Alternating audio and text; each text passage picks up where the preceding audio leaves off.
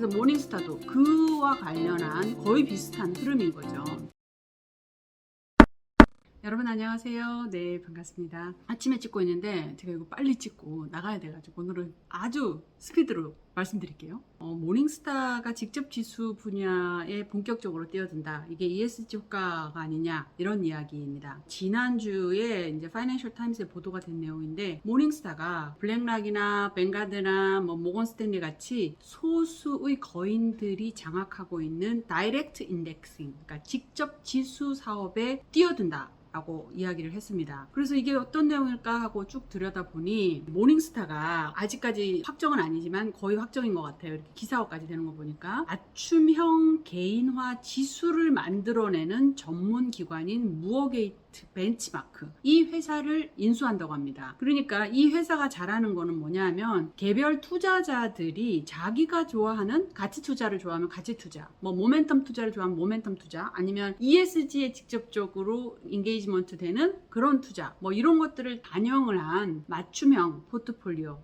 이런 것이 아주 강한 회사인데 여기를 인수한다고 그래요. 그래서 이 직접 투자가 무엇인지, 직접 지수라는 게 뭔지를 쭉 들여다보니 이 아주 흥미로운 내용이 발견됐는데, 지금 이 원래 직접 투자라는 것은 블랙락이나 뱅가드나 모건 스탠리, JP 모건 이런 대형 자산 운용사들이 아주 소수의 부유한 고객들의 전유물이었다는 거죠. 그래서 맞춤형 포트폴리오를 그 소수의 부유한 고객층을 대상으로 이걸 해주고 있었는데 지금이 대전환기라고 합니다. 그래서 2020년 이후에 이런 대형 자산 운용사들이 다이렉트 인덱싱 분야를 강화하는 움직임이 세졌는데, 얘가 금융의 민주화 측면에서 하나의 넥스트 버전이 될 것이다 라고 이야기를 하는 거예요. 모건 스탠리랑 올리버 와이브먼이 최근에 낸 보고서에 따르면 앞으로 5년에서 10년 안에 이 직접 지수 시장이 지금은 한 5천억 달러, 한 586조 원 이 정도인데 앞으로는 한 1조 5천억 달러, 1759조 원 정도로 어마어마하게 확대될 거라는 거죠. 이게 왜 그러냐? 기술 개발 때문에. 기술 개발이 이걸 가능하게 한다고 그래요. 원래는 직접 지수가 좋은 점이 뭐냐 하면, 기존에 흔히 만들어 놓은 범용 ETF 상품이라서 범용 지수가 많이 있잖아요. MSCI를 비롯해서 여러 가지 지수들이 많이 있는데, 이런 지수에다가 거기에 따른 그 종목을 가지고 있으면서도 얘를 세금을 난 조금 더 줄이고 싶어, 세금에 좀 특화된다거나, 아니면 난 ESG를 정말 잘하는 곳, ESG를 가지고 나는 포트폴리오를 조금 더 맞춤형으로 할래 라고, 요게 가능한 게 바로 기술 개발 때문에 그렇다라는 건데요. 현재 업계 1위가 파라메트릭이라는 곳이에요. 이 파라메트릭이라는 곳이 1992년도에 요런 거를 만들었는데 지금 한 11만 개 정도로 운용을 하고 있대요. 개별 맞춤형 이런 별도의 관리 계좌를. 이 회사가 어디에 인수가 됐느냐? 지난해에 모건 스탠리에 인수가 됐어요. 그래서 이 직접 지수를 강화하기 위해서 자산운용사들이 M&A가 계속 최근 들어서 많아지고 있는데, 블랙락이 2020년에 아페리오, 여기가 이제 직접 지수 부문에서 2위인 아페리오를 인수를 했어요. 그러고 나니까 제가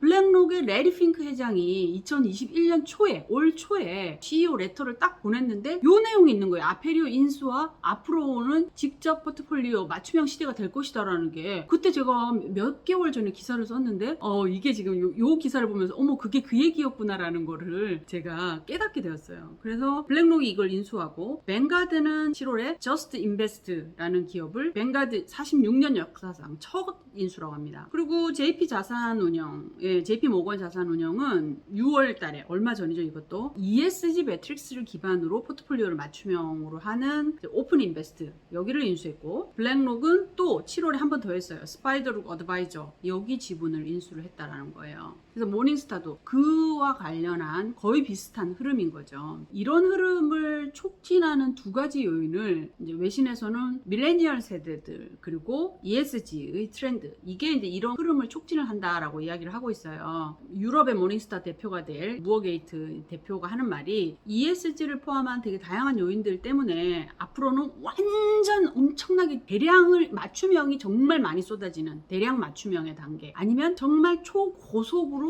이게 확 트렌드에 맞춰서 막 빨리 바뀌는 초고속 맞춤형 이런 미래가 될 거다. 그리고 앞으로 미래 세대들은 지금 우리보다 훨씬 더 포트폴리오 안에 들어있는 기업들에 대해서 이 기업들 어떤 기업은 넣고 어떤 기업은 빠지고 이런 것이 정확하게 본인들이 결정하기를 원하는 거다라고 이야기를 하는 거예요. 이런 흐름은 저희 딸들도 보면 무엇을 결정할 때 기부를 결정할 때도 마찬가지고 얘들은 기부는 하지 않지만 소비를 결정할 때 애들은 스마트폰을 통한 정보 습득이 너무나 일상화되어 있기 때문에 어떤 하나하나의 행위 자체에서 되게 다양한 것들을 비교 분석하고 검색해가지고 의사결정을 하는 게 패턴화되어 있거든요. 그 검색이나 이런 것들이 너무 쉽게 애들은 접하다 보니까 아마 모든 활동들도 여기 이 주식 그 얘기를 보면서 아 이런 것들이 다 영향을 미치는구나. 그래서 기부하는 사람들 단체들 이야기를 들어보면 기부도 많이 바뀌고 있대요. 예전에 기부를 하는 사람들은 감정적인 반응에 의해서 이렇게 했다면 요즘 친구들은 다 기부를 결정하기 전에 단체들도 다 검색해보고 다 검색해서 판단을 한다는 거예요. 그래서 주식도 이제 이런 식으로 얘기를 들어보니까 말이 샜습니다. 그래서 부어게이트 벤치마크가 지금 한 3년차 되는 기업이고 영국이랑 독일에 본사를 두고 있고 마지막으로 이 모닝스타에 대해서 이 모닝스타가 원래는 이런 직접 지수라든지 이런 분야에 메이저가 아니었어요. 근데 메이저가 아닌데 이 직접 지수 사업을 통해 가지고 사업을 확장하려고 하는 의지가 보이는데 모닝스타가 지난해 이제 서스테이너리틱스를 완전히 100% 인수를 했잖아요. 그리고 그것 때문은 아니겠지만 기사에 따르면 가격 정책을 아주 매력적으로 했다라고 이야기를 하는데 43.5%나 성장을 했다고 합니다. 모닝스타가. 작년에도 그렇고 올해도 그렇고 저희가 기사를 썼는데 13,000개 기업에 대한 ESG 등급 평가를 하고 모든 주식과 펀드에 ESG를 통합하려는 전략을 가지고 있다라고 이야기를 했거든요. 그러니까는 이러한 여러 가지 것들을 ESG 투자가 확대되는 흐름 이거와 직접 지수 사업을 통한 맞춤형 포트폴리오 재구성 뭐 이런 형태로 지금은 이제 MSCI, S&P 다우존스, 퍼스트 러셀 이 세 곳이 강자인데 모닝스타는 한 10위권 정도 된다고 하는데